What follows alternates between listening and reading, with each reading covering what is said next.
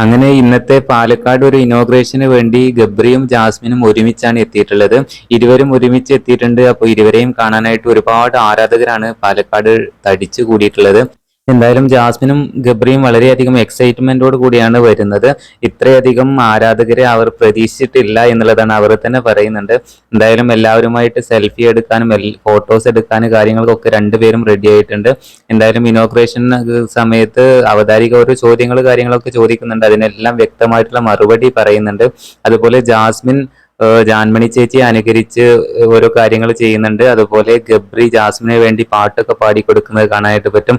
എന്തായാലും വളരെ ഭയങ്കര തിരക്കാണ് ഇപ്പോൾ പാലക്കാട്. ഈ ഇനോഗ്രേഷനുമായി ബന്ധപ്പെട്ടിട്ട് ഗബ്രിയെയും ജാസ്മിനെയും കാണാൻ വന്ന ആരാധകർ ഇഷ്ടം പോലെ ആരാധകരുണ്ട്.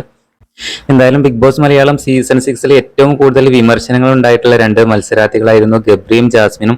എന്നാൽ ബിഗ് ബോസ് കഴിഞ്ഞിട്ടും അവർക്കെതിരെയുള്ള വിമർശനങ്ങൾക്ക് ഒരു കുറവും ഉണ്ടായിരുന്നില്ല. എന്നാൽ ഇപ്പോൾ രണ്ടുപേരും നല്ല ഉയരങ്ങളിലേക്ക് ഉയർന്നുകൊണ്ടിരിക്കുകയാണ്. ഒരുപാട് ഫാൻസ് ഫോളോവേഴ്സ് ഒക്കെ ഇപ്പോൾ കൂടിയിട്ടുണ്ട് രണ്ടുപേർക്കും. പുതിയ അപ്ഡേറ്റുകൾക്കായി ചാനൽ ഒന്ന് സബ്സ്ക്രൈബ് ചെയ്യണേ.